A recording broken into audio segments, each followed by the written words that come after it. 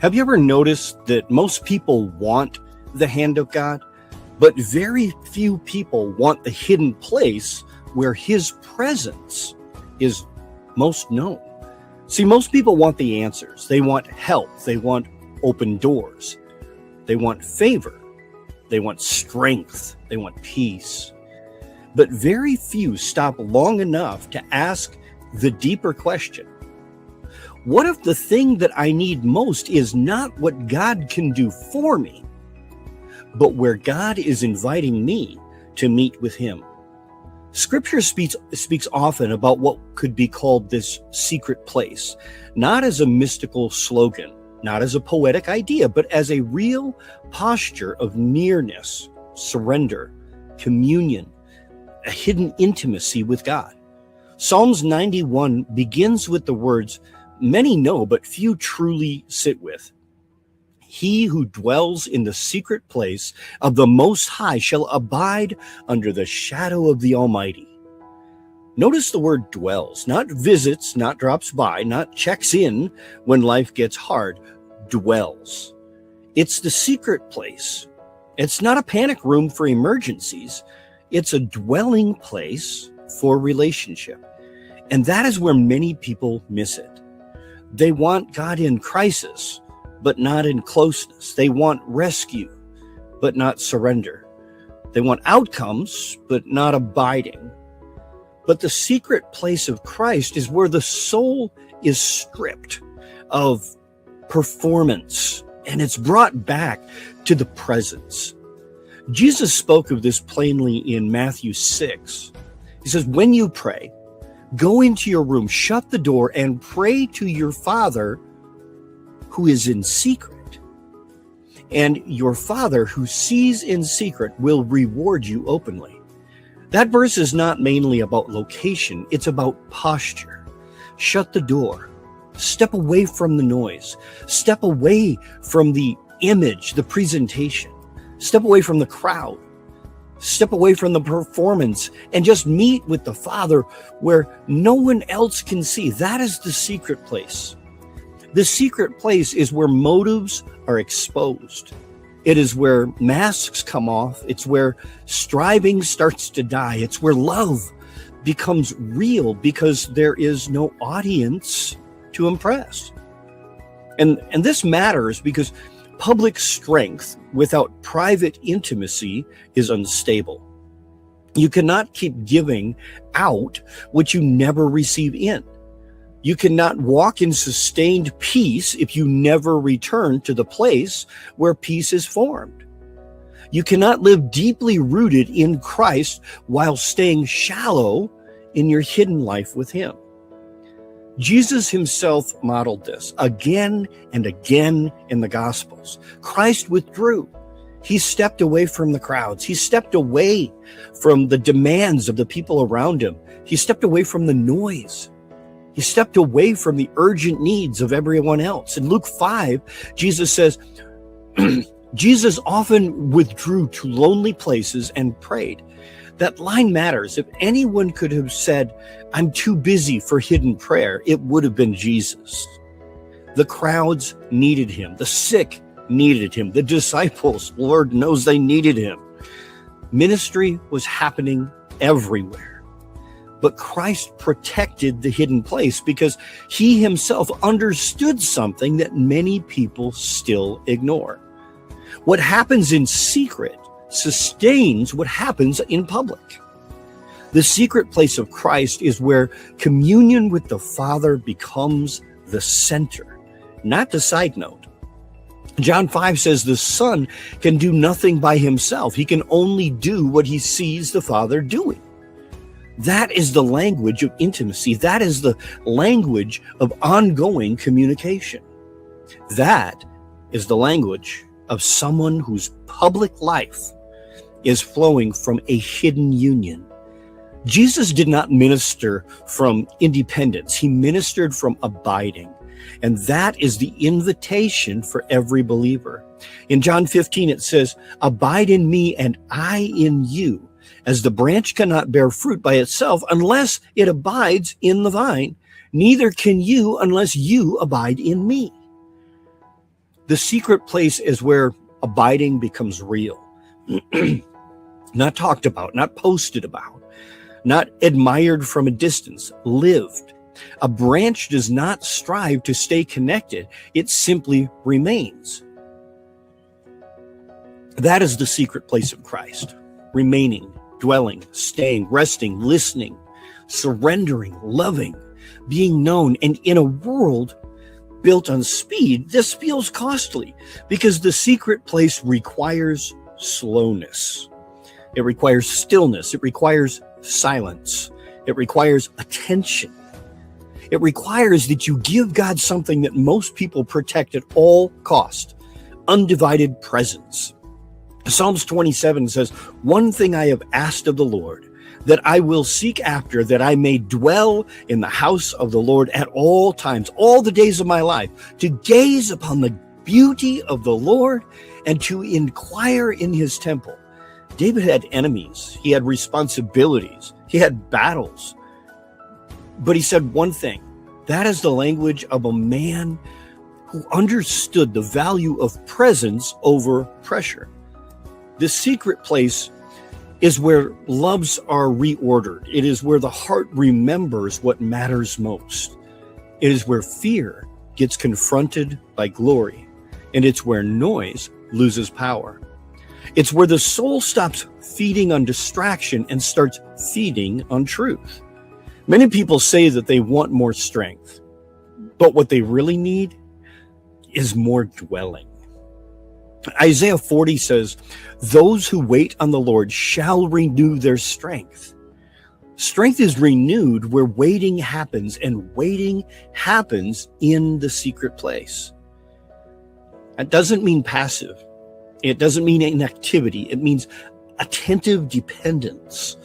The secret place is not an escape from life. It is a place where life gets recalibrated. It's where weariness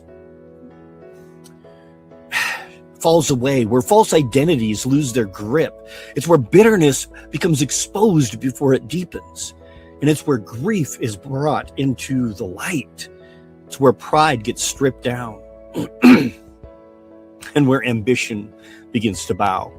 It's where the soul stops negotiating and starts surrendering. Because of that, the secret place can feel uncomfortable before it feels life-giving. Because once the noise is gone, you hear what is really inside. You hear the fear that you kept numbing. You hear the anger you kept excusing. You hear the insecurities that you kept hiding under activity. You hear the hunger for approval, and you kept dressing it up as purpose. But this is exactly why the secret place truly matters, because Christ does not meet you there to shame you. He meets you there to heal you. Mark 6 says, "Come with me by yourselves to a quiet place and get some rest." That invitation still stands. Come with me. Not come perform, not come prove, not come impress. Come with me. The secret place of Christ is not merely where you speak to him. It is where you learn to be with him. That difference is bigger than it sounds. Many people, they know how to present requests, to ask God, but few actually know how to remain in relationship.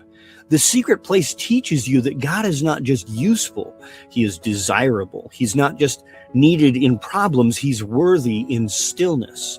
He's not just the answer giver, he's the treasure. This is where Mary and Martha help us to see the difference. In Luke 10, Martha was busy, anxious, distracted with so much serving. And Mary just sat at the Lord's feet and listened to his teaching. Martha was active. Mary was attentive. Jesus did not rebuke the service. He corrected the distraction, because service without secret intimacy eventually becomes restless, resentful, and, well, thin. Mary chose the better portion because she understood that closeness to Christ is not a reward after everything gets done. It's the center from which everything should flow. The secret place with Christ is where Christ becomes the portion. And if Christ is not your portion, public success will never satisfy you. You can be admired and still empty. You can be useful and still dry. You can be busy yet distant, visible but hollow.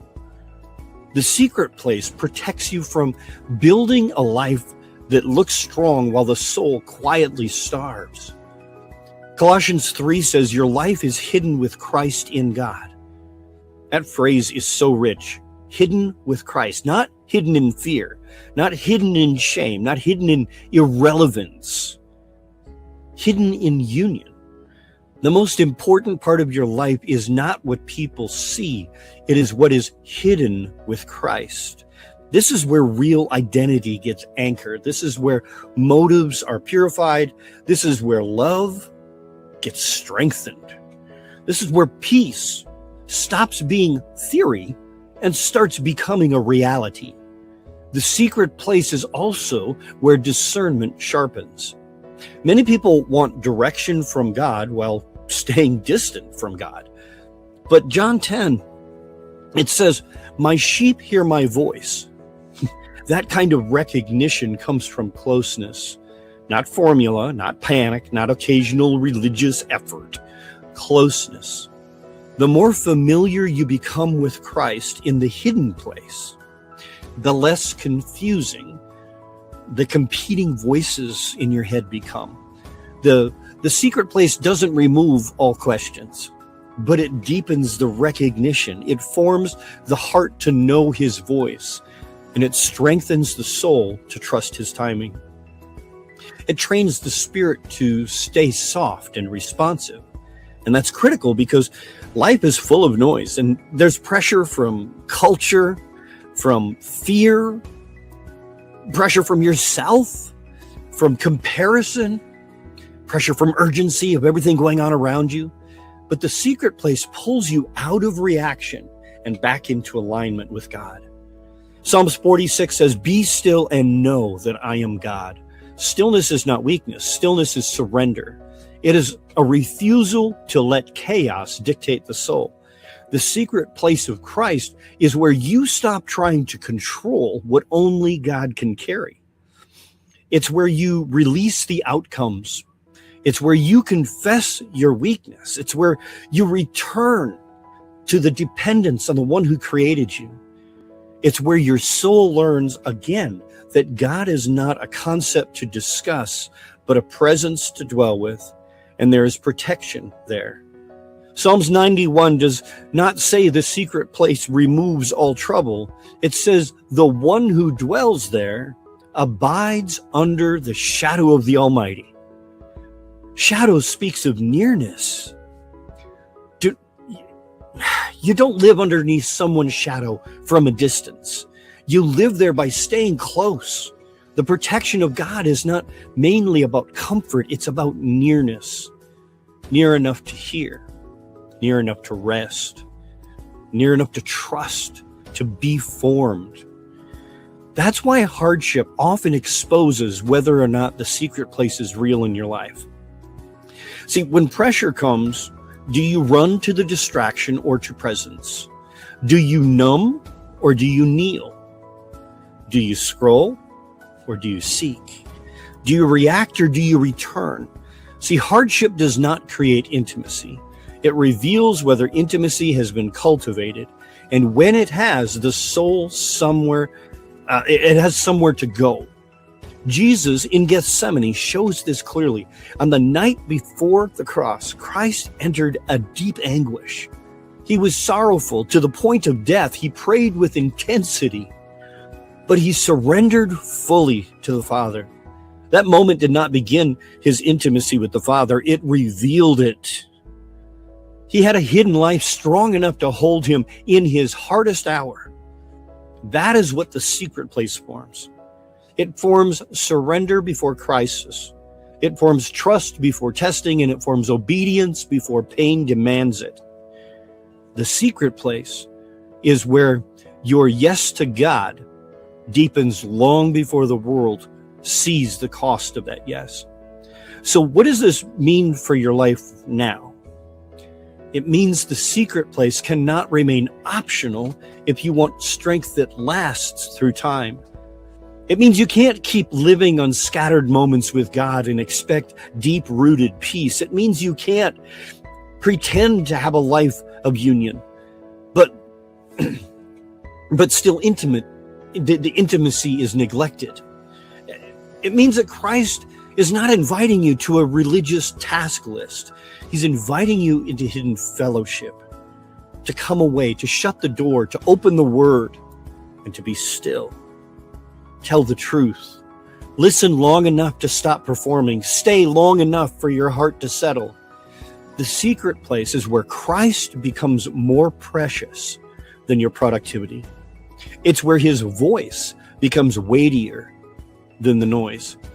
And it's where being with him becomes the point, not merely the method for getting something else.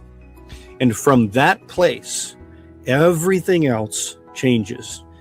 Your prayers deepen, your fears lose the volume in your mind. Your motives become clearer. Your obedience becomes steadier. And your love grows warmer. Your discernment becomes sharper. And your soul becomes stronger. Not because you mastered a technique. It's because you dwelt with Christ in his secret place. So here's the question. Do you want the gift of God more than you require the presence of God? Do you want the answers more than the abiding? Do you want the relief more than the relationship? Because the secret place of Christ is where those loves get exposed and reordered. And once they are, you begin to understand something that the world will never understand. The hidden life with Christ is not secondary. It is the source. Everything lasting flows from there. I love you guys. I trust that you will seek God in all that you do. Remember, there is beauty, there is grace, and there is greatness within you. Now go and share that with the world.